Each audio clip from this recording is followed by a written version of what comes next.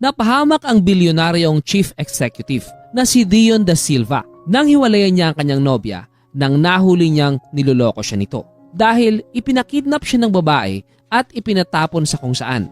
Saka dito niya nakilala ang mangingisda na si Danica. Kinupkup siya ng babae na kahit wala itong bahay ay ginusto pa rin siya nitong tulungan. Giginhawa na kaya ang buhay ni Danica gayong nakilala niya si Dion o nagbibigay lang ito ng kapahamakan sa kanya? Kalalabas lang ni Dion sa isang fancy restaurant dahil katatapos lang nilang mag-usap ng kanyang ka-business meeting. Sasakay na sana siya sa kanyang kotse nang matigilan siya nang mapansin niya ang girlfriend niya na kalalabas lang ng mall kasama ang isang lalaki. Napakunot ang noo ni Dion dahil sobra kong makalingkis ang nobya niya sa naturang lalaki na para talagang may mali siya. Hindi naman ito pinsan ng babae, kapatid o iba pang kamag-anak dahil kilala niya ang buong pamilya nito. Dali-daling pumasok sa loob ng kotse si Dion at naikuyom niya mga kamao habang nakahawak siya sa manibela. Hindi siya makapaniwala na kaya siyang lokohin ng babaeng mahal niya. Ang masakit lang ay dito siya nakadepende. Ito ang naging buhay niya, pamilya at kamag-anak kasi ulila na siyang lubos sa kawalang kapatid. Pero hindi naman siya basta-bastang maniniwala kung hindi niya malalaman mula mismo sa nobya niya. Pero kung aamin ito ay talagang matatapos na ang relasyon nilang dalawa ng tuluyan. Nanghihina ang katawan ni Dio na bumalik ng opisina niya. Napakunot ang noo ng sekretary niyang si Kian na makita ang hopeless niyang itsura. Pasalampak siyang napaupo sa swivel chair kasama ng isang malalim na buntong hininga. Hindi maganda ang pag-uusap niyo ni Mr. Zamoras? Nakakunot ang noo na tanong ni Kian. Napahilot sa sentido niya si Dion. Na-close ko na ang deal namin ni Mr. Zamoras. Sagot ni Dion.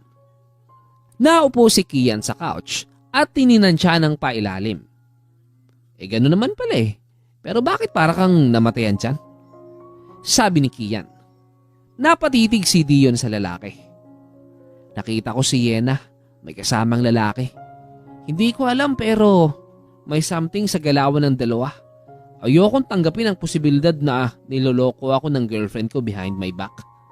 Tugon ni Dion. Hindi nakaimik si Kian. Parang nahulog ito sa malalim na pag-iisip. Mangilan-ngilan din nating empleyado saw her also. Naiilang na saad ni Kian. Kaya agad napatingin si Dion kay Kian. Saan? Kailan? Tanong ni Dion. Nag-igting ang mga panga ni Dion. Kung gano'n ay tama ang hinala niya sa babae. Dahil hindi lang naman pala siya mismo ang nakakakita. Kahit saang-saang lugar pero nananatiling tikom ang bibig nila kasi baka barkada lang. Nakakuha pa nga sila ng picture eh. Sagot ni Kian. Agad ginawa ni Dion ang cellphone at napasuntok siya sa ibabaw ng mesa nang makita ang kuha ng litrato ni Yena kasama ang lalaking nakita niya kanina. Iba't ibang lugar ang kanilang napupuntahan. Hindi niya alam kung sinadya ba talaga ito na tadhana para magising siya sa kabaliwan niya. Yun din ang lalaki nakita ko kanina na kasama niya. Napabuntong hininga na sagot ni Dion. Ang lungkot ng ekspresyon ng mukha ni Kian na napatingin sa kanya. So, all this time ay niloloko ka lang pala ng babaeng yun. Hindi mo siya deserve. Hindi ka namang nagkulang. Binigyan mo na nga siya ng lahat-lahat pero hindi pa pala naging sapat. Saad ni Kian. Yun ang mas masakit doon. Binigay na nga ang lahat-lahat, nagawa pang mangloko. Uuwi ako ngayon ng maaga. Kian, ikaw na munang bahala rito. Paalam ni Dion. Sige sir, wag po kayong magpapadala sa emosyon mo baka makapag-isip po kayo ng hindi maganda. Paalala ni Kian. Napangiti ng mapait si Dion. Why would I? Siya lang ba ang nag-iisang babae sa mundo? Alam mo na ang gagawin mo. Turuan mo siya ng leksyon. Kunin mo sa kanyang lahat ng naibigay ko. Huwag kang magtira. Utos ni Dion. Noted sir. Sagot ni Kian. Pagkalabas ni Dion ng opisina ay nagmamadali siyang sumakay ng elevator. Saka pinindot ang ground floor. Kung alam na ng mga iilang empleyado niya, so matagal na siyang pinag-uusapan ng mga ito. Hindi din niya masisisi kasi siya naman talaga ang dihado rito.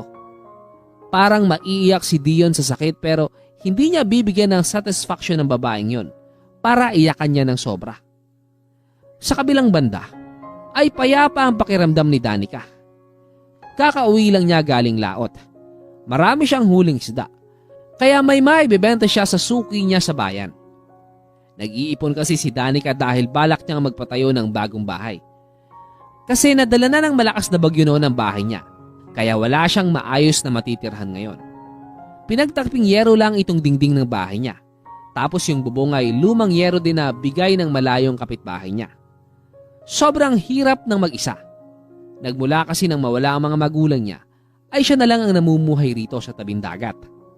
Ayaw naman niyang lumuwas ng Maynila para maghanap ng trabaho. Doon kasi ay may masama na siyang karanasan sa lugar na yon. Maya-maya lang ay naging mabilis ang kilos ni Danica. Para bago pa masira ang isda ay maibenta na niya ito sa bayan ngayon. Isinuot niya ang kanyang bagong biling bestida na kulay puti tapos may burda ng mga bulaklak. Napangiti siya dahil pakiramdam niya ay sobrang ganda niya ngayon kahit hindi niya nakikita ang sarili niya sa salamin. Paglabas niya ng bahay ay pinuntahan niya ang kapitbahay niya na nandun sa dulo para makisakay siya sa tricycle nito papuntang bayan. "Nasaan ang tatay mo, Liam?" tanong ni Danica. Tahimik ang buong paligid. Ito ang nagustuhan niya sa lugar na ito. Sobrang tahimik na ni isang ingay ay wala siyang naririnig. "Wala po sila rito, ate. Ako lang mag-isang nandito kasi pumunta si tatay doon sa kapatid niya sa kabilang bayan," sagot ni Liam. Nakaramdam ng lungkot si Danica. Hindi niya alam kung paano niya maihatid sa bayan ng mga isda niya gayong wala rito si Tatay Jesus. "Sayang, magpapahatid sana ako sa kanya doon sa bayan. Meron akong dalawang balde ng isda." Naiiling na saad ni Danica. "Ako na lang po maghahatid sa'yo doon, ate. Namamasada din po ako kasi walang pera na iniwan sa akin sina tatay at nanay," tura ni Liam. "Sige, ingat lang ha. Kailan ka pa natutong magmaneho?" tanong ni Danica. Parang wala siyang tiwala dahil 13 years old pa lang itong si Liam. Pero wala siyang choice. Nakahinga ng maluwag si Danica kasi nakarating sila ng bayan ng hindi natumba. Mabuti na lang at nagtinda ang suki niya rito na si Aling Perla. Nagpahintay siya kay Liam dahil ito na lang ang sasakyan niya mamaya pag-uwi. Wala kasi siyang tiwala sa ibang mga namamasada rito. Tingin pa lang niya ay parang may mali na o baka sadyang judgmental lang siya. "Akala ko wala kang huli ngayon, Danica. Wala na kasi akong isda," sabi ni Aling Perla. "Marami ho. Nalate lang ako ng uwi. Nawiwili ako sa pangingisda," sagot ni Danica. Napatitig sa kanya si Aling Perla na ipinagtataka ni Danica. "Ang ganda mo talagang dalaga. Binuburo mo lang sarili mo rito sa lugar na ito. Kung ako ang may ganyang mukha ay umalis na ako rito para magtrabaho sa Maynila," sabi ni Aling Perla. Umiling si Danica. "Doon na po ako galing. Hindi naging maganda ang karanasan ko po doon," sagot ni Danica. Tinimbang na ng matandang babae ang kanyang mga isda. "Ah, ganun ba? Pwede ka naman mag-asawa ng mayaman," sabi ni Aling Perla. Napangisi si Danica. "Matinik po ang mga mayayaman na yan, Aling Perla. Double package po yung hahanapin nila sa isang babae. Hindi lang po ganda ang laban. Kailangan din meron kang pera at magandang trabaho," ani ni Danica.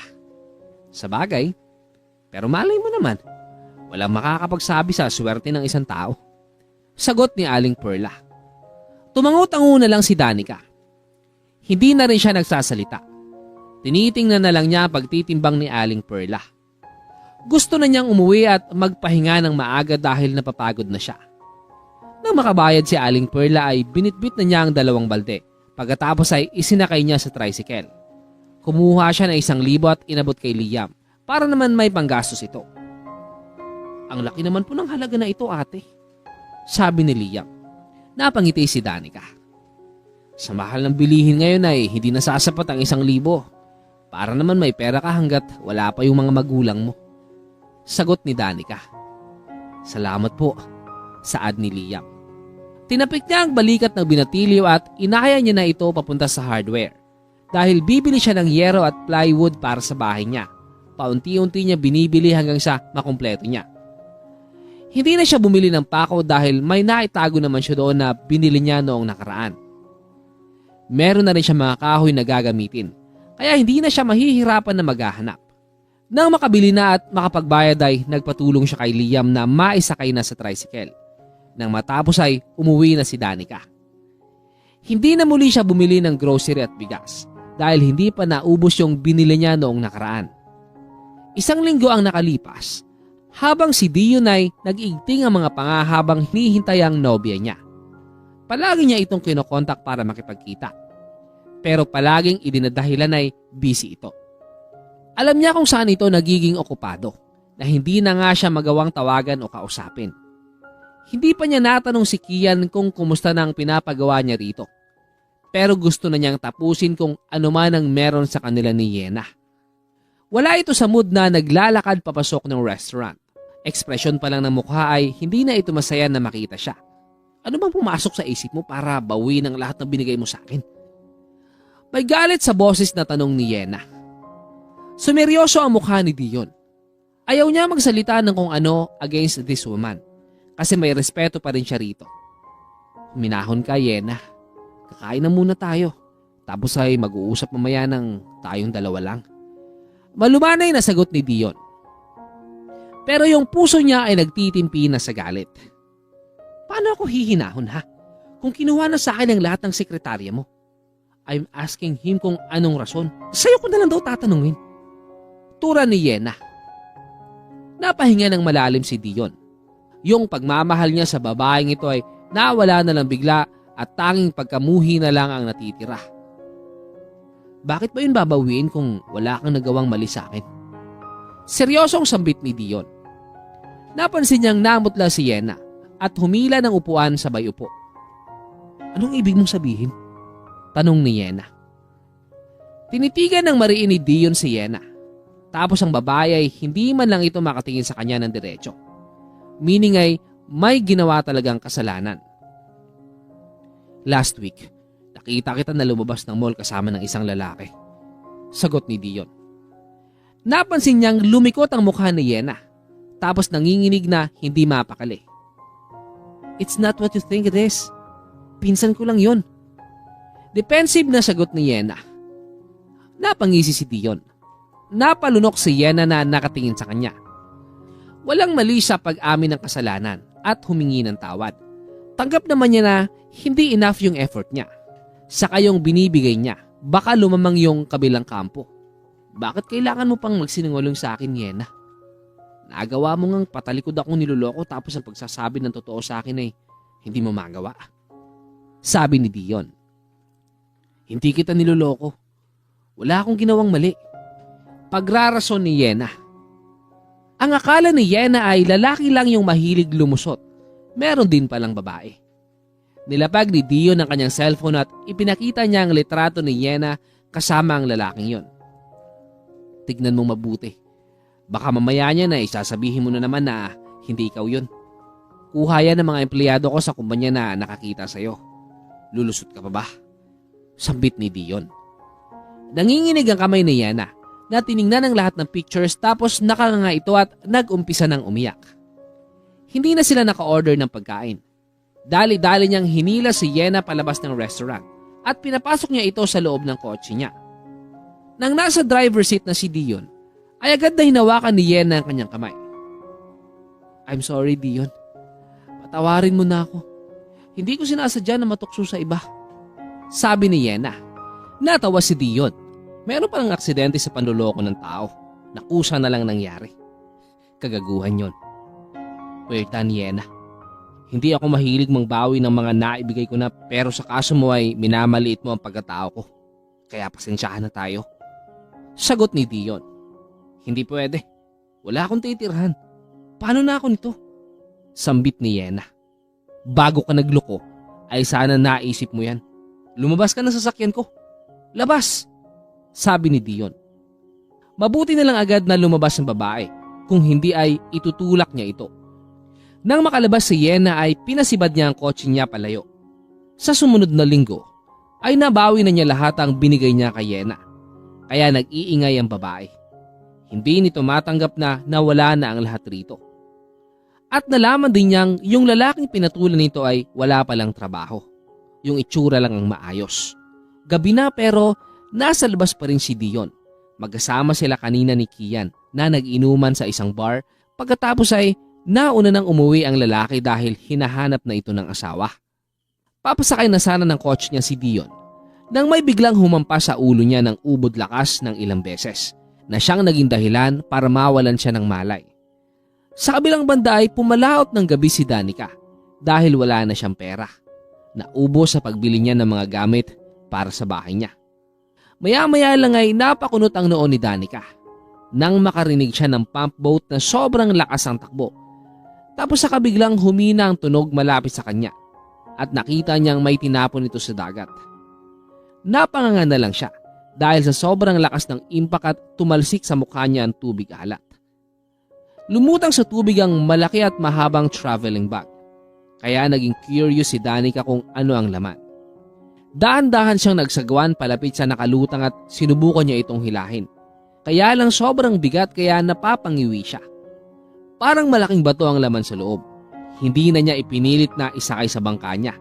Kaya binuksan na lang niya ang zipper at bumulaga sa kanyang bandang mukha ng walang malay na lalaki. Dali-dali niyang hinila ng ubod lakas ang traveling bag para maisakay niya sa bangka. Inilabas niya agad ang lalaki para matingnan niya kung buhay pa o hindi na. Nanginginig siya sa gulat ng pag-alis niya sa kamay niya na nakahawak sa ulo ay may dugo ito. Sa bandang ulo pala may tama. Dinama agad ni Danica ang pulsuhan, pati bandang leeg, kung humihinga pa. Nakahinga siya ng maluwag nang pumipintig pa ito doon. Dali-daling nagsagwan si Danica. Binilisan niya ang kanyang naging kilos para madala niya agad sa ospital sa bayan ng lalaki. Habang nagsasagwan siya ay ang tingin niya ay nasa lalaki lang kung humihinga pa ba ito o hindi na. Wala na siyang maisip na paraan ngayon kundi ang magamot agad ito para hindi mapahamak. Makalipas ang isang oras ay nakarating na siya sa tabing dagat. Lumundag siya pababa ng bangka sabay hila ng dahan-daan sa lalaki papunta sa bahay niya. Hindi niya kasi ito kayang kargahin dahil sobrang bigat tapos matangkad pa ang lalaki. Nang maihiga niya ito ng maayos, ay dali-dali niyang pinuntahan si Liam. Mabuti na lang at may ilaw pa sa bahay ng binatilyo. Anong nangyari ate? Bakit humahangos ka? Nagtatakang tanong ni Liam. Napahinga ng malalim si Danica kasi hinahapo siya. Tulungan mo ako please. Samahan mo ako sa bahay. Meron tayong dadalhin sa ospital. Sagot ni Danica. Napatango naman si Liam at dali-daling sumampa sa tricycle kaya sumakay na rin siya. Buhay pa kaya yan ate? Nakakunot ang noo na tanong ni Liam. Meron pang pintig ang pulso niya pero siguro kapag matagalan ay delikado. Sagot ni Danica. Tinulungan niya ang binatilyo na maipasakay ang lalaki sa tricycle. Sumunod na rin siya para makandong niya ito. Iniinda ni Danica ang bigat para hindi mahulog ang lalaki. Makalipas ang ilang minuto, ay bumabiyahe na sila. Pinabilisan niya ng kaunti ang pagmamaneho para mabilis silang makarating ng ospital. Nang nandun na sila ay ang lakas ng naging boses ni Danica na nagpatulong. Mabuti na lang may mga nurses na naka-duty sa ganitong oras. Kaya dinala na ang lalaki sa emergency room. Pumwesto sa waiting area si Danica at naupo. Kasi kinakabahan siya. Hindi niya maintindihan ang kanyang sarili. Pero natatakot siya. Ayaw niyang mamatay ang lalaki dahil hindi niya alam kung saan ito galing.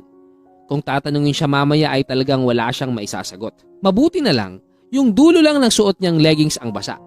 Lalamigin talaga siya ngayon. Okay lang kaya siya ate? Tanong ni Liam. Sana naman. Sagot ni Danica. Mabuti na lang, hindi nagtatanong ang binatilyo kasi hindi din niya alam kung ano ang isasagot niya. Makalipas ang isang oras, ay lumabas ang doktor sa emergency room kaya agad siyang lumapit rito. Miss, ikaw ba ang pamilya ng pasyente? Tanong ng doktora. Nagkatinginan silang dalawa ni Liam. Opo. Tipid na sagot ni Danica. Safe na ang pasyente pero tinatahi pa yung bandang likod ng ulo niya dahil nagkaroon ng crack. Para bang pinalo ng matigas na bagay ng ilang beses. Mamaya ay ilalagay na yon sa magiging kwarto niya. Sagot ng doktora. Salamat po doktora. Nakangiting sabi ni Danica. Ngumiti sa kanya ang doktora, sabay tapik sa balikat niya. Nang makaalis ang doktora, ay naghintay lang siya ng ilang minuto para puntahan ng lalaki sa inuukupan nitong kwarto. Nang matransfer na ay magkasama silang dalawa ni Liam na pumasok sa loob at nadatnan nila ang payapang mukha ng lalaki. Ngayon lang niya napansin na sobrang gwapo pala ng lalaki. Matangos ang ilong, pati na rin ang pilik mata. Ang labi ay hugis na namumula. Tinanggap niya ang inabot sa kanya ng nurse na mga gamit ng lalaki. Nakita niya sa loob ang cellphone, wallet sa karilo. Kaya itinabi niya muna at inilagay niya sa kanyang bulsa. Mabuti naman. Okay na siya, ate, sabi ni Liam. Oo nga eh, sagot ni Danica. Napatingin sa kanya ang binatilyo. Asawa mo po ba siya, ate? Sa pagkakaalam ko ay nag-iisa ka lang na anak kaya hindi mo siya kapatid. Inosenteng tanong ni Liam. Natawa si Danica sa isip. Napatungo na lang siya para matapos ang usapan nilang dalawa ni Liam. Makalipas ang 2 linggo, samantalang si Dion ay nagising dahil naramdaman niyang bumigat ang kanyang pakiramdam nang subukan niyang igalaw ang katawan niya at sumakit ang ulo niya. Bago pa siya makabangon ay may malamig ng kamay ang humawak sa braso niya. Huwag ka munang bumangon, baka mabinat ka niyan. Pigil ni Danica. Agad na tumingin si Dion sa mukha ng babaeng nagsasalita at nagtaka siya kung sino ito. Nasa ospital ba ako? Tanong ni Dion. Tumitig sa kanyang babae at ngumiti. Oo, dinala kita rito nang makita kita na itinapon sa laot. Sagot ni Danica. Napakunot na lang ang noo ni Dion. Naaalala niya na bigla na lang may pumalo sa ulo niya ng maraming beses na siyang naging dahilan para mawalan siya ng malay. Tapos ay itinapon pala siya sa laot. Sino kaya ang may gawa nun sa kanya? Wala naman siyang maalala na may nakaalitan kahit na kailan dahil mabuti siyang tao at mapagbigay. Salamat. Ako nga pala si Dion. Pakilala ni Dion. Ngumiti ang babae sa kanya. Danica naman ang pangalan ko. At ito naman si Liam, ang aking kapitbahay. Kaming dalawa ang nagdala sa iyo rito sa ospital. Sagot ni Danica. Ngumiti si Dion sa binatilyo at nagpasalamat siya rito. Pasensya na sa abala. Hindi ko alam ang nangyari basta ang natatandaan ko ay pinukpok na lang yung ulo ko paglabas ko sa isang bar at nawala na ako ng malay. Naiiling na sabi ni Dion. Nagkataong nasa laot ako noon nang makita kita. Biglang merong humitong pump boat sa tapat ko at merong itinapon na malaking traveling bag. Ikaw na pala ang laman nun. Hindi ko nga nakita ang pagmumukha ng mga yun. Paliwanag ni Danica. Napahinga na lang ng malalim si Dion. Hindi naman siguro kidnap for ransom ang motibo dahil itinapon siya pagkatapos. Kung malalaman lang niya kung sino ang may pakana ng lahat ng ito, ay sisiguraduhin niya talagang mabubulok sa kulungan. Iniabot sa kanya ng babae ang kanyang mga gamit. Tiningnan niya ang cellphone upang makatawag siya kay Kian. Pero dismayado siya dahil sira na yung screen na para bang tinakpan ng mabuti. Napangiwi din siya nang makita niyang wala nang laman ng kanyang wallet. 5 ang pera na isinilid niya rito. Siguro itong relo na lang ang ibenta niya para makabayad siya rito sa ospital. Sorry, wala akong perang pambayad sa ospital pero pwede namang maibenta itong relo ko. Hinging paumanhin ni Dion. Ngumiti sa kanya si Danica. Hindi na. Ako na ang bahala sa bill. Basta magpagaling ka lang para makalabas ka na rito. Sagot ni Danica. Napatango naman si Dion. Tahimik lang na nakatitig si Dion sa babae at hindi siya nagpahalata na tumingin siya rito. Pansin niyang silent type si Danica. Pero nakikita niyang mabait ito. Matulungin, saka maganda din ito. Petit at maliit lang ang hugis na mukha. Maraming salamat, Danica, sabi ni Dion. Ngumiti lang sa kanya si Danica at tinapik ang kanyang balikat. Sa sumunod na linggo ay naghilom na ang sugat sa ulo ni Dion, kaya na-discharge na siya sa ospital. Pumayag na rin siya na isama siya ni Danica pansamantala sa bahay nito. Sumama na rin siya kasi wala naman siyang ibang matitirhan. Napahinga na lang ng malalim si Dion nang maisip niyang hinahanap na siya ngayon ni Kian. Siguradong nag-aalala na yon. Hindi naman kasi siya nakapagpaalam. Biglaan ang lahat ng pangyayari. Pagdating nila ay napansin niyang sira ang bahay ni Danica. Parang hindi pa naayos, pero matutulugan pa rin naman kahit na papano. Pasok tayo. Pasensya ka na. Wala akong bahay na maayos kasi tinamaan kasi kami ng bagyo rito noong nakaraan. Saad ni Danica. Ngumiti si Dion sa babae. Okay lang, walang problema. Sagot ni Danica. Pagkapasok nila sa loob ay nadatnan nila na maraming pagkain sa ibabaw ng mesa. May prutas din sa kabuko salad. Nakaramdam ng gutom si Dion, lalo pa at nakita niya ang alimango na sobrang pula, tapos parang masarap ang pagkakaluto. Kakain na tayo para makapagpahinga ka mamaya. Aalis kasi ako para mangisda, sabi ni Danica. Napakunot ang noo ni Dion na nakatingin sa babae. Marunong kang mangisda? Gulat na tanong ni Dion. Ngumiti sa kanya si Danica. Oo naman, pangingisda ang source of income ko rito sa dagat. Wala na kasi akong mga magulang eh. Nakangiting sagot ni Danica. Napanganga si Dion. Ngayon lang siya naka-encounter ng isang babae na marunong sa buhay dagat. Nakaka-amaze naman, tura ni Dion. Natawa si Danica sa kanya. Wala akong choice eh, sagot ni Danica. Maya-maya lang ay tahimik na silang dalawa dahil nag-umpisa na silang kumain. Dahan-dahan lang si Dion at hindi niya pinapahalata na gutom ang kanyang pakiramdam. Bandang hapon ay nakatulog si Dion sa sobrang pagod, kaya pagising niya ay mag-isa na lang siya sa loob ng bahay. Naisipan niyang lumabas para magpahangin. Pumwesto siya sa tabing dagat at naupo sa buhanginan. Nag-iisip siya kung paano siya makakauwi sa Maynila para hindi na mag-alala sa kanya si Kian. Hindi nga niya maintindihan kung bakit naging ganito ang nangyari sa kanya. Mabuti na lang at nandyan si Danica. Kung hindi talaga'y mabubura siya sa mundo na hindi niya alam kung sino ang may gawa. Nang biglang umulan ng malakas, ay napatakbo si Dion sa loob ng bahay. Pero nag-aalala siya kay Danica, baka mapano yun sa dagat. Nakatayo lang siya sa harap ng pinto at hinihintay ang pagdating ng babae. Pero wala pa rin ito. Malayo yata ang pinuntahan. Samantalang si Danica ay minamadali ang paghihila ng lambat bago pa siya maabutan ng malakas na alon dito sa laot. Nang mailagay na niya sa loob ng bangka ang lambat, ay dali-dali na siyang nagsagwan papauwi. Giniginaw na siya dahil wala naman siyang dalang panangga sa ulan kaya nanginginig na siya. Pagdating niya ay dali-dali niyang hinila papunta sa tabi ang bangka niya para hindi maanod. Mamaya na lang siguro niya kukunin ang mga isda niya kapag tumila na ang ulan. Muntik pa silang magkabanggaan ni Dion dahil hindi niya alam na nasa malapit sa pinto pala ito nakatayo. Okay ka lang? Akala ko napano ka na. May pag-aalala sa boses na tanong ni Dion. Ngumiti siya rito.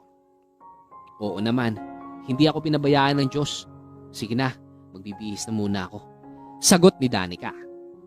Tumango si Dion, kaya pumasok na sa loob ng banyo si Danica para maligo at magbihis na rin.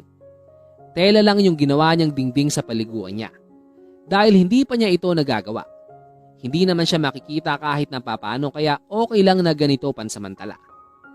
Pagkatapos niyang magbihis ay nahiga muna sa katre si Danica at hindi niya namalaya na nakatulog na pala siya.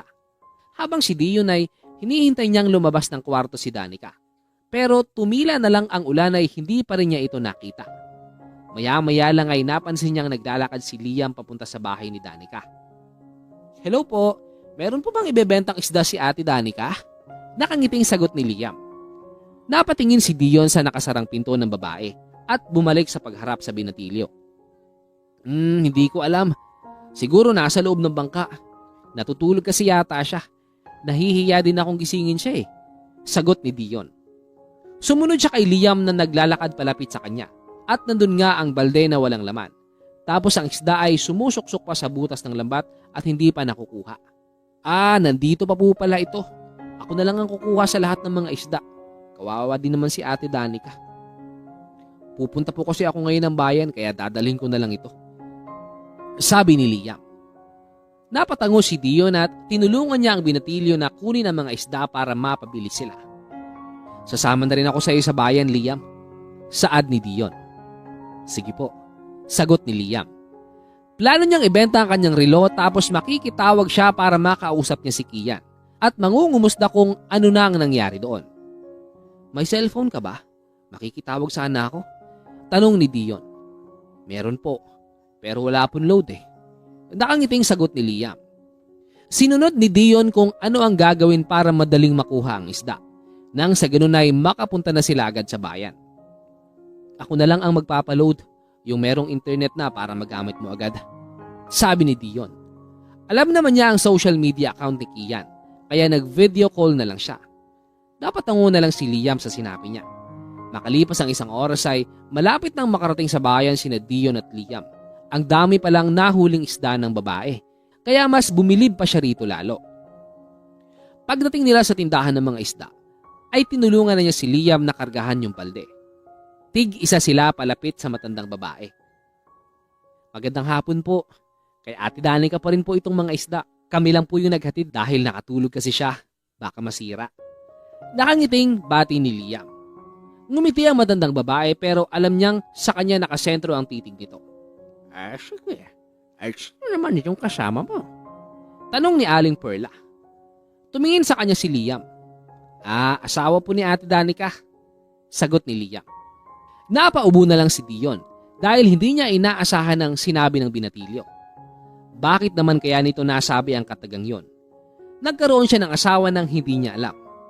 Nang tingnan niya ang matandang babae ay sobrang tamis ng naging ngiti nito na parabang tuwang-tuwa. Sobrang gwapo naman ang nahanap na asawa ni Danica. Komento ni Aling Perla. Napangiti na lang din si Dion. Iniwan niya na muna saglit si Liam para maghanap siya ng pwedeng mapagbintahan ng kanyang relo. At hiniram din niya ang cellphone ng binatilyo. Malaki-laki din ang halaga ng kanyang gamit. Kaya agad siyang bumili ng load tapos tinawagan niya si Kian. Nanlaki ang mga mata ng sekretary niya nang sagutin nito ang tawag at nagkatitigan silang dalawa. Sir Dion, asan ka ba nagsususuot? Sinubukan kong tawagan ng numero mo pero hindi kita makontak at ilang araw ka nang hindi pumapasok sa opisina. May pag-aalalang tanong ni Kian. Napahinga ng malalim si Dion. Merong nangyaring hindi maganda sa akin. Parang nakidnap ako at itinapon sa laot. Sagot ni Dion. Napansin niyang nanlalaki ang mga mata ni Kian. Ano? Sino naman ang may gawa nun sa'yo? Sa pagkakaalam ko wala ka namang naging kaaway. Nakakunot ang noo na tura ni Kian. Napailing na lang si Dion. Hindi ko alam Bigla na lang kasing may pumukpok sa ulo ko noong magkasama tayo sa bar at nauna kang umuwi. Sagot ni Dion. Ako na po ang bahala rito magpaimbestiga. Umuwi na po kayo sa lalong madaling panahon. Sabi ni Kian. Maraming salamat, Kian. Nakangiting sagot ni Dion. Ngumiti lang si Kian. Saka ibinaba ang tawag. Hawak-hawak na ni Dion ang cellphone nang maglakad siya at naghahanap ng pwedeng mabilhan ng lutong ulam. Kailangan na nilang makauwi bago pa sila maabutan ng gabi sa bayan. Nang makabili na si Dion ay naisipan niyang bumalik sa palengke. Pero papalapit na sa kanya si Liam kaya sumakay na agad siya sa tricycle. Samantalang si Danica ay napakagatlabi na lang nang maisip niya na nakatulog na pala siya. Tapos yung isda niya ay hindi niya naibenta sa bayan. Pero nagulat siya dahil paglabas niya ng bahay ay kararating lang din ng tricycle ni Liam. Kasama nito si Dion. Asan kayo galing? Tanong ni Danica. Ngumiti si Dion sa kanya. Galing kaming bayan, ibinenta namin yung isda mo. Sagot ni Dion. Talaga ba? Nako, salamat talaga. Pasensya na, nakatulog ako sa sobrang pagod ko. Sabi ni Danica. Walang problema. Nakangiting sagot ni Dion. Tinanggap naman ni Danica ang perang ibinigay sa kanya ng lalaki. Maya-maya lang ay nagpaalam ni si Liam na uuwi na. Aabutan sana niya ito ng pera pero tumanggi ang binatilyo dahil binigyan na raw ito ni Dion. Sabay na silang pumasok sa loob ng bahay ng lalaki at tinulungan niya itong maghanda ng magiging hapunan nila. Masarap ang ulam na nabili ni Dion kaya ganado ang kain ni Danica ngayon at nang tingnan niya si Dion ay ngumiti lang ito sa kanya. Siya nga pala, anong plano mo? Tanong ni Danica. Naisip niya lang kasi na baka hindi sanay sa ganitong buhay ang lalaki. Hindi nga niya alam kung bakit hindi pa ito umuuwi ngayon. Tumigil sa pagkain si Dion at ngumiti sa kanya. Naistorbo pa yata niya ang pagkain nito. Parang ayaw mo na yata na nandito ako. Nakangiting sagot ni Dion. Napaingos na lang si Danica. Hindi naman sa ganon. Baka kasi hindi ka sanay sa ganitong buhay. Pero kung gusto mo namang magstay ay okay lang. Walang problema. Sabi ni Danica. Hindi na nga siya nagtatanong baka magtampo pa ito sa kanya. Ngumiti sa kanya si Dion at nagulat siya dahil hinawakan nito ang kamay niya sabay pisil. Salamat, nag-e-enjoy pa ako rito sa lugar ninyo. Sagot ni Dion. Tumango-tango naman si Danica. Naunang matapos sa pagkain si Danica, kaya tumayo na siya binitbit ang kanyang pinagkainan at nilagay sa lababo. Hinayaan na lang niya si Dion ng makaubo sa ulam para hindi masira. wala pa naman siyang ref. Pumasok si Danica sa higaan na inuukupan ni Dion. Pinagpag niya ang kumot sa kaunan. Baka merong alikabok. Napahinga ng malalim si Danica dahil nakaramdam siya ng hiya kasi wala siyang maayos na higaan para sa bisita niya. Ang nagsilbing dingding ay makapal na tela lang para hindi nakikita ang natutulog sa loob. Naghanda siya ng bihisan para kay Dion at ngumiti ang lalaki nang iabot nito sa kanya. Ba't ka ba nakangiti? Nakakunot ang noo na tanong ni Danica. Nakangiti pa rin si Dion sa kanya. Natutuwa lang ako na sobrang caring mo. Mahilig kang mag-alaga kahit kaya naman ng taong yun. Sagot ni Dion. Napakamot na lang sa batok niya si Danica. Akala niya ay kung ano na. Nakakagulat ba? Lahat naman ginagawa ito, di ba? Sabi ni Danica. Napakunot ang noo ni Dion. Hindi lahat. Kasi noong kami pa ng girlfriend ko ay ako lang naman palagi ang nag-i-effort para sa relasyon namin dalawa. Sagot ni Dion. Nakaramdam ng awa si Danica kay Dion. May tao kasi na nasasanay na sobra itong mahal ng lalaki. Kaya hindi na gumagawa ng paraan para makabawi. Kaya kayo naghiwalay? Tanong ni Danica. Umiling si Dion. Hindi, niloko niya ako. Ipinagpalit sa iba kahit naibigay ko na sa kanya ang lahat. Sagot ni Dion. Nagtaka naman si Danica dahil parang hindi nasaktan ng lalaki sa naging kwento nito. Bihira na lang yung lalaki ngayon na sobra kong mag-invest sa isang relasyon. Yung iba kasi ay sobrang pabaya na lang. Talaga ba? Pero parang hindi ka naman nasaktan ah. Nakangiwing tanong ni Danica. Ngumiti si Dion at tumingin sa kanya. Okay na ako. Naka-move on na kaya hindi na masyadong masakit. Sagot ni Dion. Good for you. Sige na. Magbihis ka na at makapagpahinga ka. Sabi ni Danica. Maya-maya lang ay dahan-dahan na sa paghiga si Danica at nakaramdam siya ng ginhawa ng lumapat ang likod niya sa higaan. Hindi niya alam kung nakatulog na ba ngayon ang kanyang bisita o hindi pa kasi ni kaunting ingay ay wala siyang naririnig. Kinabukasan, samantalang si Dion ay nagising dahil sa lakas ng ingay mula sa labas ng bahay. Parang galing sa pukpok ng martilyo ang naririnig niya kaya dali-dali siyang bumangon at pumasok sa kusina. Sabay hilamos. Nang lumabas siya ay napansin niya si Danica na may pinupukpok na haligi kaya nilapitan niya ito. Anong ginagawa mo? Tanong ni Dion. Ngumiti sa kanya si Danica. Inumpisan ko nang gawin itong bahay ko. Baka kasi kapag darating ang malakas na ulan ay mababasa tayo. Sagot ni Danica. Napanganga si Dion. Marunong kang gumawa ng bahay? Gulat na tanong ni Dion. Oo naman. Saka purong kahoy lang naman ito. Kaya ko. Sagot ni Danica. Napailig na lang si Dion. Maghahanap na lang tayo ng tagagawa. Ako na lang ang bahala sa bayad sa kanila. Sabi ni Dion. Tumigil sa ginagawa si Danica. Saka tumingin sa kanya. May pera ka na? Tanong ni Danica. Natawa sa isip si Dion.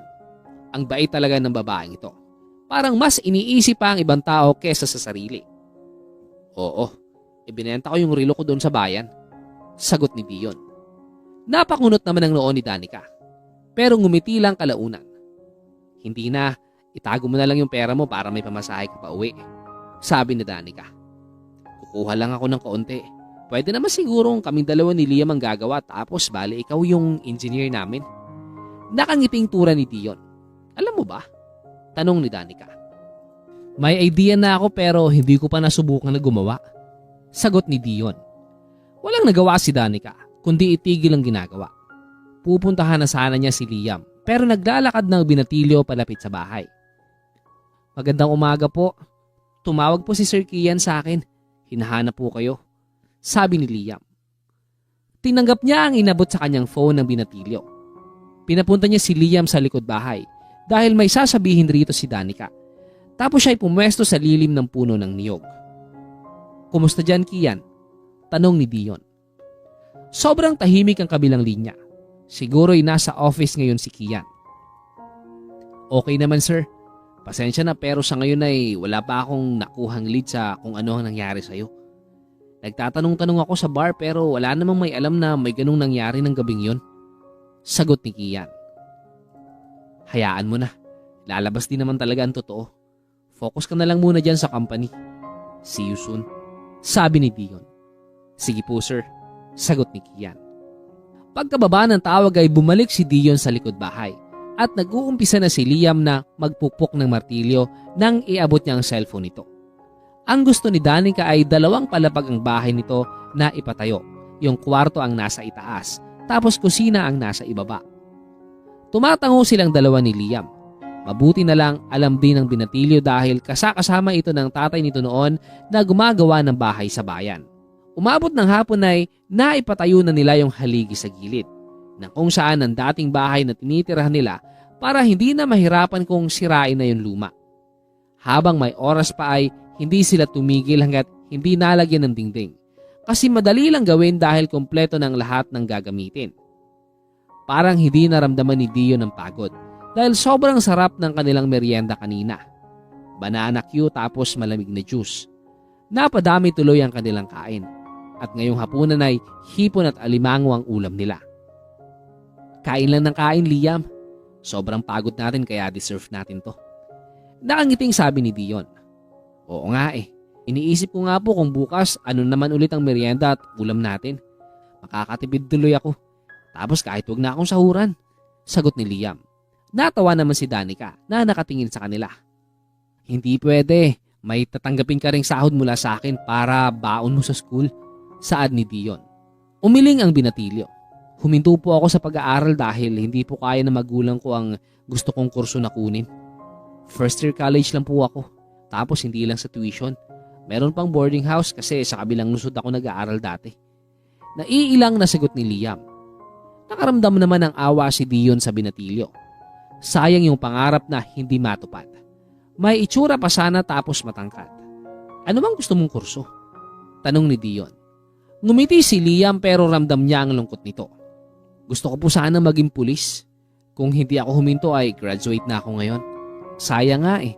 Sinubukan ko rin maging working student pero napunto po ako sa may masasamang ugali kaya hindi ko rin nakayanan. Bumuntong hininga na sagot ni Liam. Akong bahala sa'yo. Magiging pulis ka pagdating ng araw. Pag uwi ko sa Maynila ay pag-uusapan natin ang tungkol sa pag-aaral mo ulit. Doon pa rin sa kabilang lungsod kasi doon ka nasanay. Sa darating na June ka mag-enroll para buong taon nang mapapasukan mo sa university.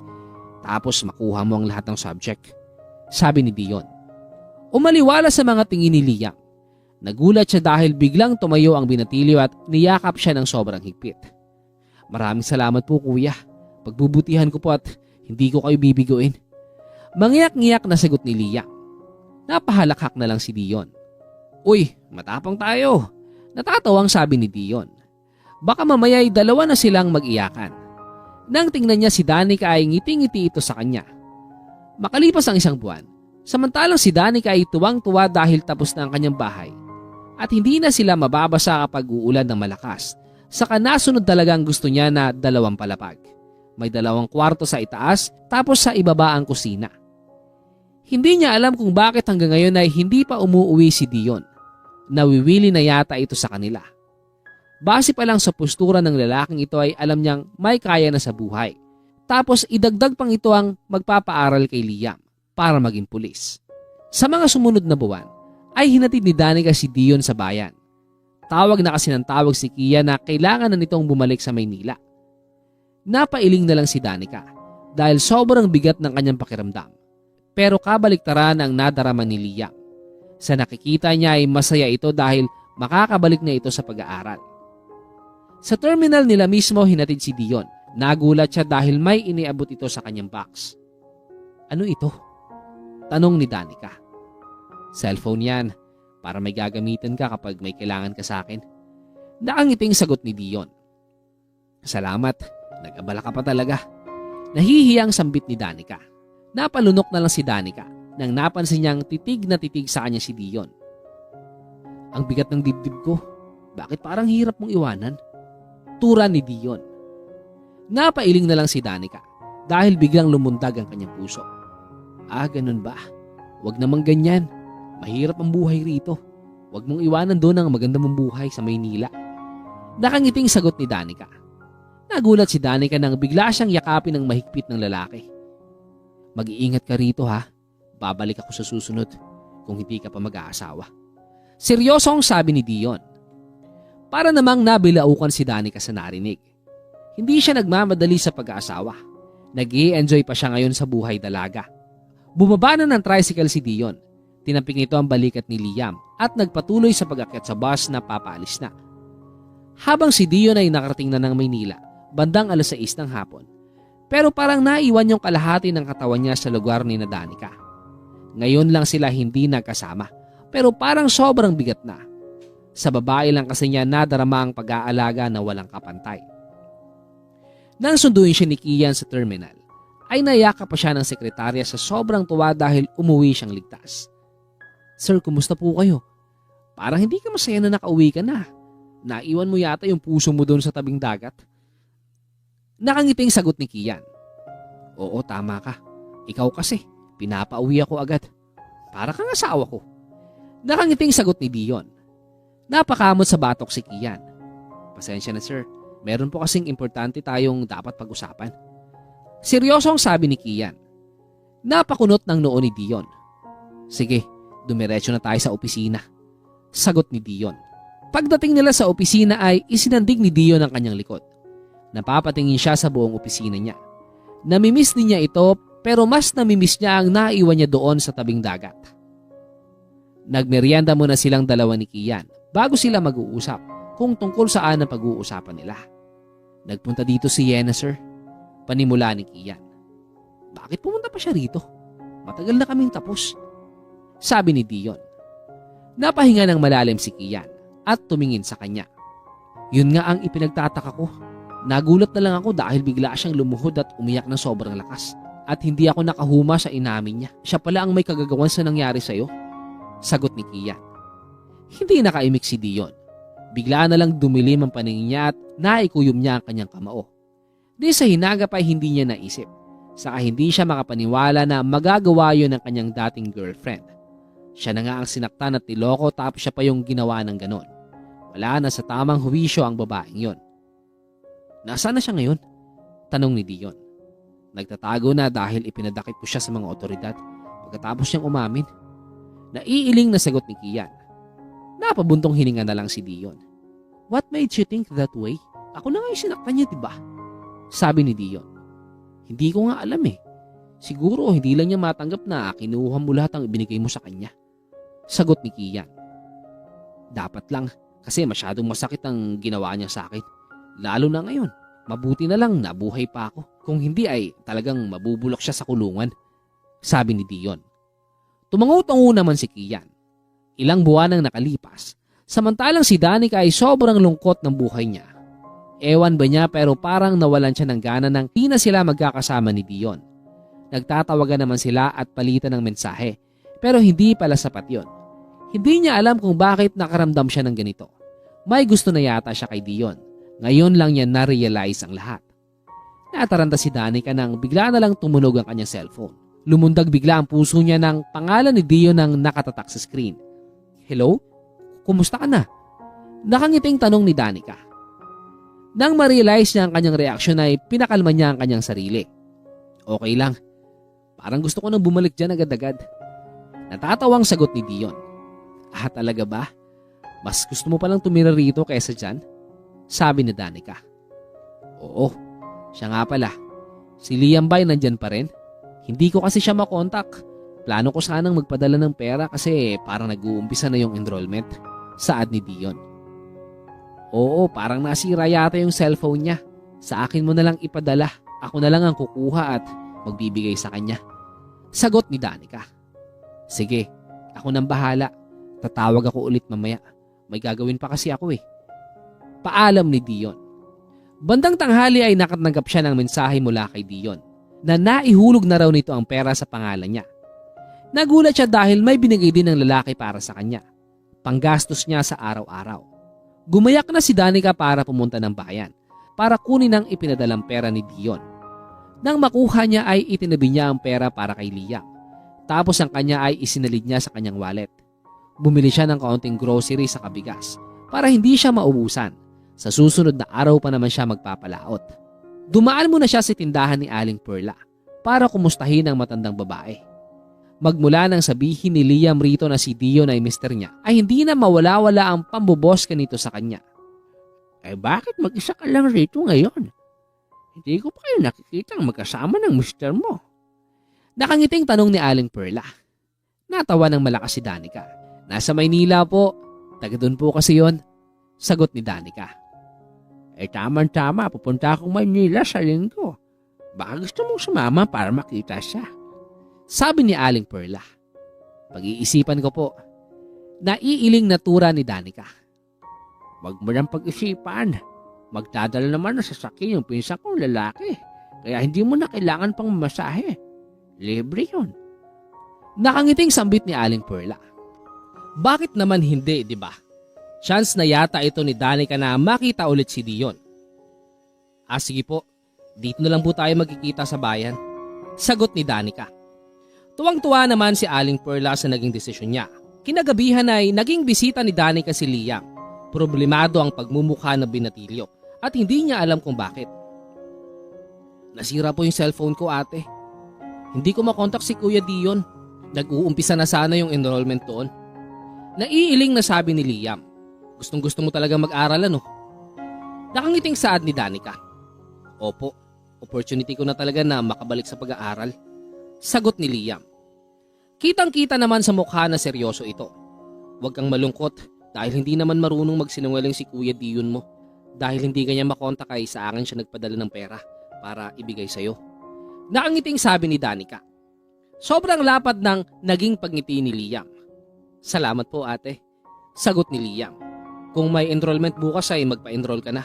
Kapag may natira sa pera mo ay bumili ka ng bagong cellphone para may kontak ka sa kuya mo. Sabi ni Danica. Opo, ate. Sagot ni Liam. Pagkaalis ni Liam ay nagsara na ng pintuan si Danica dahil balak niyang magpahinga ng maaga. Wala din naman siyang mensahe galing kay Dion at alam niya na kapag hindi ito kumontak ay talagang busy ito. Sa sumunod na araw, nagwawali sa labas ng bahay si Danica nang dumating ang nanay ni Liam, si Aling Rosario. Magandang umaga, Danica. Napagawa mo na pala itong bahay mo. Ang tagal nating hindi nagkita. Nakangiting bati ni Aling Rosario. Oo nga po eh. Dumating na po pala kayo. Sabi ni Danica. Kanina pa lang. Meron nga akong dalang mga prutas kaya dinala na kita. Tura ni Aling Rosario. Ngumiti si Danica. Parang natakam siya sa hinog na mangga na kanyang nakita na alam niyang sobrang tamis. Salamat po. Saad ni Danica. Kami ang magpapasalamat sa iyo kasi tinutulungan mo si Liam habang wala kami rito. Ang laki na binibigay mo sa kanya, sobra pa sa halaga ng pamasahe. Sagot ni Aling Rosario. Wala po yun, mabait na bata kasi ang si Liam. Sabi ni Danica. Kitang-kita niya sa mukha ng matandang babae na sobrang saya nito na nakatingin sa kanya. Umaasa ako na sana magagawi rito ulit si Dion para naman personal ko siyang mapasalamatan sa oportunidad na binigay niya sa anak namin. Napagalitan pa siya ng tatay niya kaninang umaga dahil ginulat niya kami sa sinabi niyang mag-aaral siya ulit. Akala namin gumagawa na ng hindi mabuti. Yun nga, nag-offer daw ng tulong yung asawa mo. Gulat pa nga ako na nagkaasawa ka na pala. Mahabang litanya ni Aling Rosario. Tawang-tawa sa isip niya si Danica. Tumatak talaga sa isip ni Liam kung ano ang nakikita nito sa kanila ni Dion. Wala namang espesyal, hindi na lang din niya itinatama. Tawagan niyo na lang po. Siguro nakabili na ng bagong cellphone si Liam. Busy kasi yun sa Maynila kaya hindi pa siya magagawi rito. Sagot ni Danica. Ngumiti si Aling Rosario at niyakap siya ng mahigpit. Pagkaalis ni Aling Rosario ay pumasok sa loob ng bahay si Danica. Tinapos niya muna ang kanyang winawalis. Napahinga siya ng malalim nang maramdaman niyang sobrang tahimik ng buong bahay. Hindi niya nalasap yung sarap ng mga prutas kasi parang nakikita niya ang saya sa mukha ni Dion sa bawat sulok ng bahay niya. Pagdating ng Sabado ay gumayak na si Danica. Inihabili niya kay Aling Rosario ang bahay niya kasi balak niyang pumunta ng Maynila, pati ang bangka niya. Pagkatapos magbihis ni Danica ay nagpahatid siya sa tatay ni Liam sa bayan. Nagpamasahe din siya. Nagpadala siya ng mensahe kay Liam na huwag sabihin kay Dion kung nasaan siya dahil gusto niya itong sorpresahin. Makalipas ang isang oras ay lula na siya ng kotse na pagmamay-ari ng pinsan ni Aling Perla. Alam na niya kung saan ang address ng bahay ni Dion, pati kumpanya nito, kaya hindi siya mawawala. Samantalang si Dion ay nagtaka kung bakit hindi niya makontak si Danica. Naka-off kasi ang phone nito kahit anong tawag niya ay hindi sumasagot. Nag-umpisa nang mag-alala si Dion, kaya naisipan niyang tanungin si Liam. Hindi din daw nito alam kasi wala siya sa bahay nila at nasa kabilang bayan daw ito. Naghahanda para sa susunod na pasukan. Okay ka lang, sir? Tanong ni Kian. Oo, pero in love na yata ako ulit. Naiiling na sagot ni Dion. Napatawa ng malakas si Kian sa sinabi niya. Baka nga, mas sumobra pa yata ngayon.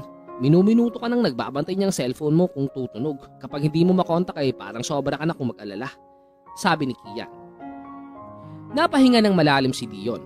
Kung hindi lang siya naging busy ay bumalik na siya kay Danica. Pero nahihiya din naman siya kay Kian. At saka regarding kay Yena ay hindi na ito makakalapit pa sa kanya muli. Hindi siya papayag na mababayaran na lang ng sorry ang ginawa nito sa kanya. Ano bang gagawin ko? Pupuntahan ko na ba siya?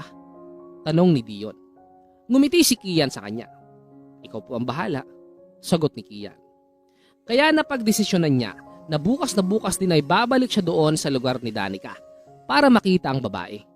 Habang si Danica ay napahinga ng maluwag nang marating niya ang building ni Dion.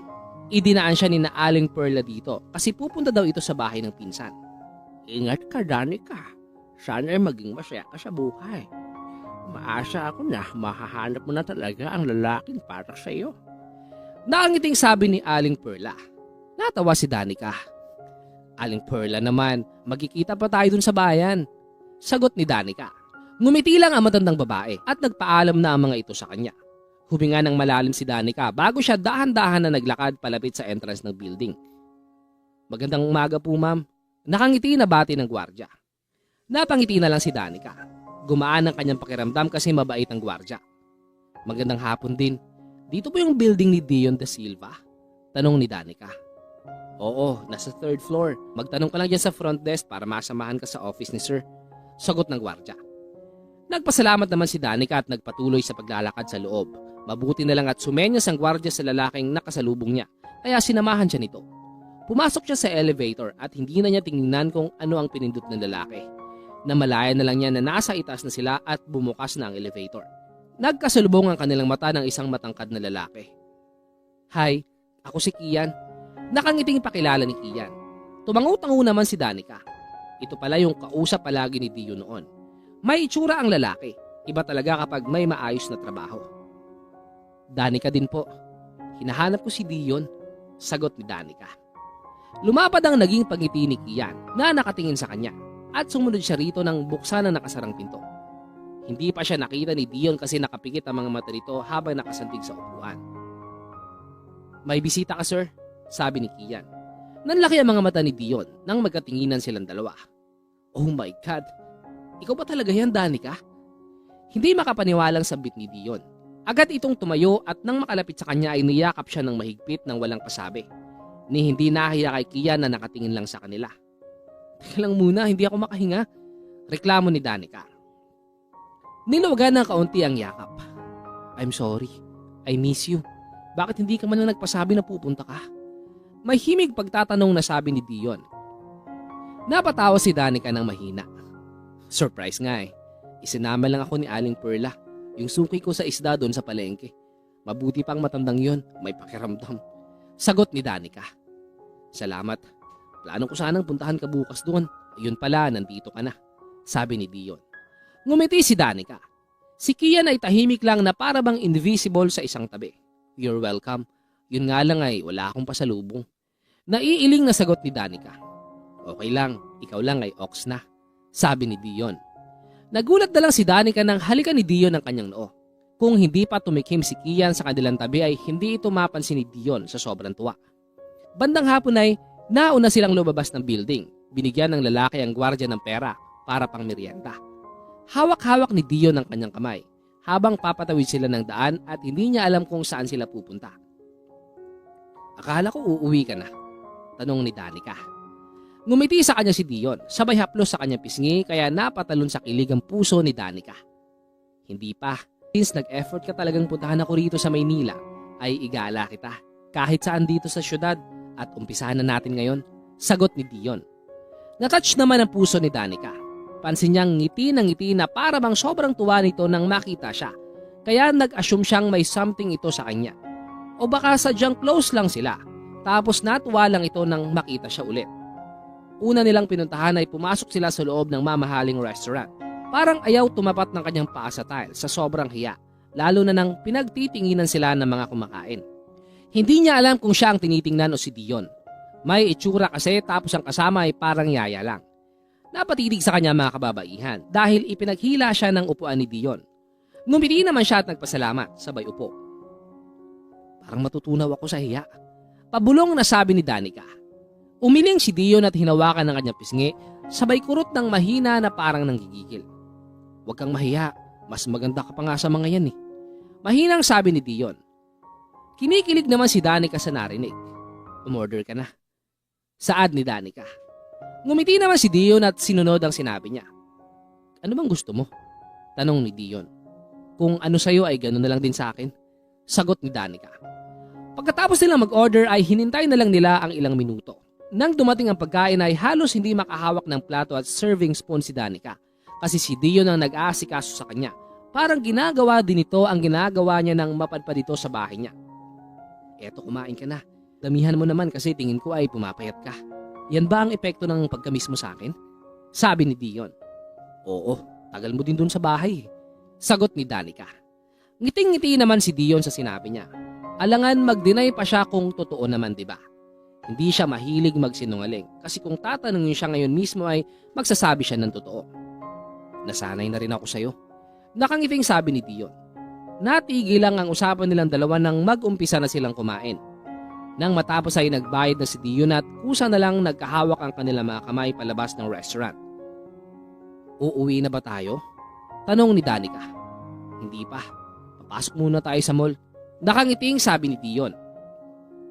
Napangiti na lang si Danica dahil ito ang unang beses na may lalaking nagdala sa kanya sa mall. Meron ka bang bibilhin? Mahina ang boses na tanong ni Danica. Ipag-shopping kita. Wala kang maisusuot kung magtatagal ka pa rito. Pwera na lang kung mahilig kang magsuot ng damit ko. Sagot ni Dion. Ngumiti lang si Danica. Wala sa plano niya ang magtagal rito. Gusto lang niyang makita si Dion tapos uuwi na siya agad. Kahit wag na. Wala naman akong planong magtagal rito. Sabi ni Danica. Tumigil sa paglalakad si Dion at tinitigan siya ng malalim. Ano namang gagawin mo doon kapag uuwi ka agad? Mangingisda kahit masama ang panahon? Dumito ka na lang muna. Sagot ni Dion. Walang nagawa si Danica kundi tumango. Ang totoo niya na ay napapagod din naman siya sa kinakasadlakan niyang sitwasyon. Sige, pagbibigyan kita ngayon. Sabi ni Danica.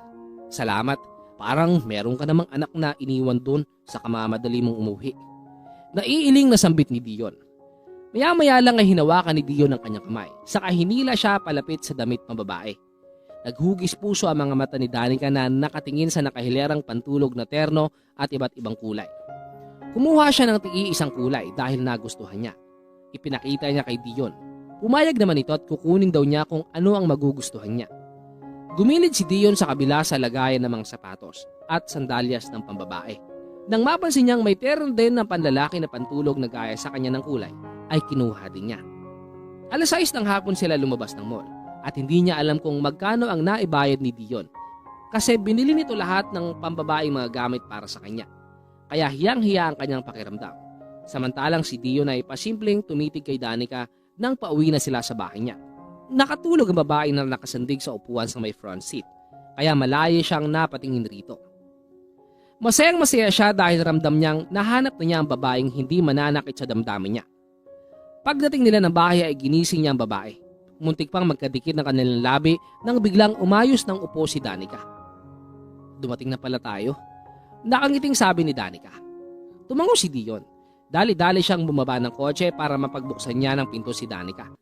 Sobra naman ang kaba niya nang muntik nang masagasaan ng papadaan ng kotse ang babae. Mabuti na lang at nahila niya agad at nayakap. Ang lakas ng takbo ng naturang kotse, kaya hindi niya nakita ang plate number. Naikuyom na lang ni Dion ang kanyang kamao dahil baka utusan na naman yun ni Yena. Hindi talaga siya titigilan ng babaeng yun. Balak pang mandamay ng ibang tao na walang kinalaman sa kanila. Sa sobrang takot niya ay agad niyang tinignan si Danica dahil baka natakot ito pero nakahinga siya ng maluwag nang ngumiti lang ang babae. Okay ka lang? Muntik na tayong manggain kanina. Tanong ni Dion. Oo, lasing siguro ang driver. Sagot ni Danica. Kung lasing ang driver ay mabangga sana. Pero tuloy lang ang pagmamaneho kaya something fishy talaga. Nag-text siya sa kasambahay na pagbuksan sila ng gate para maipasok niya ang kotse. Nang matapos ay dali-dali niyang hinila si Danica papasok sa loob ng bahay. Nakisuyo na lang siya sa kasambahay na ito na lang ang kukuha ng mga pinamili nila. Tinitingnan niya ang kuha ng CCTV footage kanina lang para makita niya kung ano ang itsura ng kotse na muntik bumangga kay Danica. Madilim ang kinaroroonan nila kaya hindi masyadong kita kung anong kotse yon. Paglabas niya ng library room ay hinanap niya agad si Danica. Nakangiti itong lumabas ng guest room na nakaligo na at nakabihis, suot ang ternong pantulog na binili nila kanina. "Matutulog ka na?" tanong ni Dion. Ngumiti si Danica. "Hindi pa. Plano ko sanang kumain ng street foods tapos sa barbecue. May nakita ako kanina na daanan natin." Sagot ni Danica. "Sige, sasamahan kita doon. Magbibihis mo na ako," sabi ni Dion. Nagtaka siya dahil may inabot sa kanya si Danica. Tinanggap na lang din niya. "Yan ang isuot mo para terno tayo." Nakangiting tura ni Danica. Napatungo na lang si Dion, bit-bit ang damit na bigay ni Danica. At pumasok na siya sa loob ng kanyang kwarto. Makalipas ang isang oras, ay nasa syudad na sila. Hindi alam ni Dion kung ano ang pwede niyang maramdaman dahil sila lang ang gumala rito na nakasuot ng pantulog. Pero kung titingnan niya ng mabuti ay sobrang cute nilang tignan ni Danica. Parang couple. Nakatayo lang sila sa tapat ng tindahan tapos kumakain si Danica ng barbecue sa kanyang tabi. Hindi siya kumikilos kasi nakahawak sa kanyang braso ang babae. Pansin niyang sila lang ang pinagtitinginan ngayon, diretso sa kanyang mukha. "Sir, parang mali ka yata ng pinuntahang lugar," untag ni Kian. Lumingon siya sa pinanggalingan ng boses at nakita niya si Kian na nakangisi sa kanya. Si Danica ay kumaway kay Kian. Ngumiti din ang babaeng kasama ng lalaki. Pero yumuko na parang nahihiya. "Hindi ko idea ito, Kian. Si Danica." Naiiling na sagot ni Dion. Ipinakilala siya ni Kian sa kasama nito. Maganda ang babae, kasama ng sekretarya niya. Kahit gupit pa lalaki ang buhok nito. "Ang cute nga po eh. Bata na lang po yung kulang at magsusuot din ng ganyan para happy family ang atake." Komento ni Kian. Ngayon lang niya napansin na kanina pa pala nakatingala sa kanya si Danica. "Darating din tayo dyan, Kian. Huwag kang magmamadali," sagot ni Dion. Napangisi na lang ang lalaki. Si Danica ay tumabi para makapamili ng order si Kyla na kasama ni Kian. Hindi niya alam kung kaibigan o karelasyon. Tingin ng tingin sa kanya si Kian na parang gustong tumawa ng malakas. Pinagtatawanan siya dahil nakasuot siya ngayon ng ternong pantulog. Hindi naman siya nahihiya kasi feel niya ang vibe na parang couple silang dalawa ni Danica. Makalipas ang isang buwan, ay nalaman niyang nadakip na si Yena kaya naisipan niya itong puntahan sa kulungan. Wala na dito sa Maynila si Danica. Matagal lang nakauwi pero hindi pa rin huminto ang communication nilang dalawa.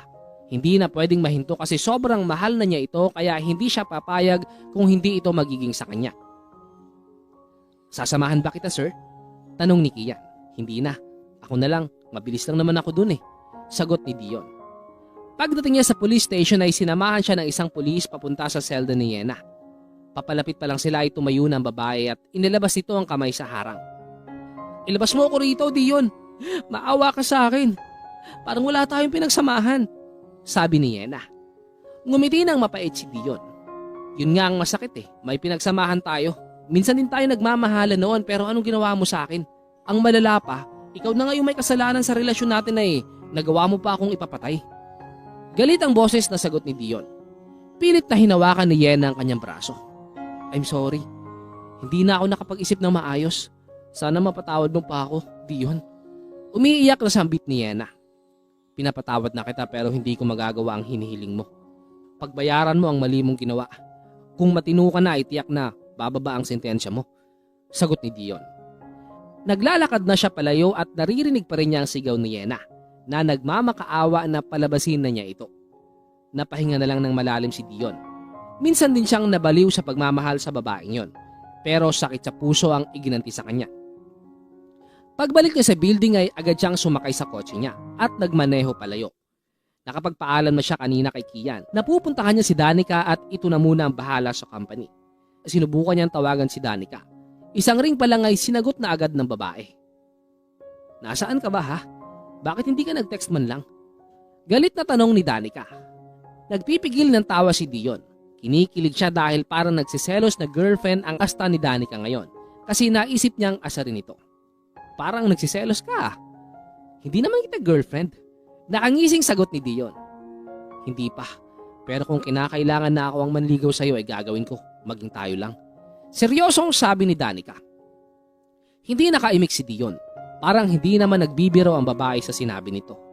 May chance naman siguro siya. Napangiti si Dion na nakatingin sa bulaklak na nasa front seat nakalagay. Bumili din siya ng laptop para kay Liam para magamit nito sa school. Kwentuhan tayo ulit mamaya. Nagmamaneho ako. Paalam ni Dion. Sige, ingat ka. Magmamahalan pa tayo. Sabi ni Danica. Pagkababa ng tawag ay hindi napigilan ni Dion ang kanyang sarili na huwag mapasigaw. Parang reminder na kailangan niyang mag-ingat kasi may nagmamahal pa sa kanya na mahal din niya. Samantalang si Danica ay napaagat-labi na lang dahil parang nahihiya siya sa kanyang tinuran. Parang nagpaparinig siya kay Dion. Ang totoo niya na ay namimiss na rin niya ang lalaki. Gusto niya itong makita palagi at makasama. Bandang hapon ay napakunot ang noon ni Danica nang makarinig siya ng tunog ng kotse na huminto sa labas. Nanlaki ang mga mata niya nang paglabas niya ng pinto ay ang nakangiping si Dion ang kanyang nakita na may dalang bouquet ng bulaklak. Pwedeng ako na lang yung manligaw sa'yo? Nakangiping sabi ni Dion. Oo naman, sasagutin na rin kita ngayon para hindi na tayo matagalan. Sagot ni Danica. Nanlaki naman ang mga mata ni Dion. Talaga ba? Kung ganun ay tayo na? Tanong ni Dion. Tumango si Danica. Kaya agad lumapit sa kanya si Dion at niyakap siya ng mahigpit. Tinanggap naman niya ang inabot nitong bulaklak na sobrang bango. Mahal na mahal kita, Danica. Sabi ni Dion. Ngumiti si Danica ng sobrang lapad. Mahal na mahal din kita, Dion. Sagot ni Danica. Hinalikan siya ni Dion sa labi. Kaya gumanti din siya kasi wala namang nakakakita. Hindi niya alam kung anong buhay ang maghihintay sa kanilang dalawa ni Dion in the future. Pero ang sigurado niya sa ngayon ay mahal siya nito at mahal din niya ito.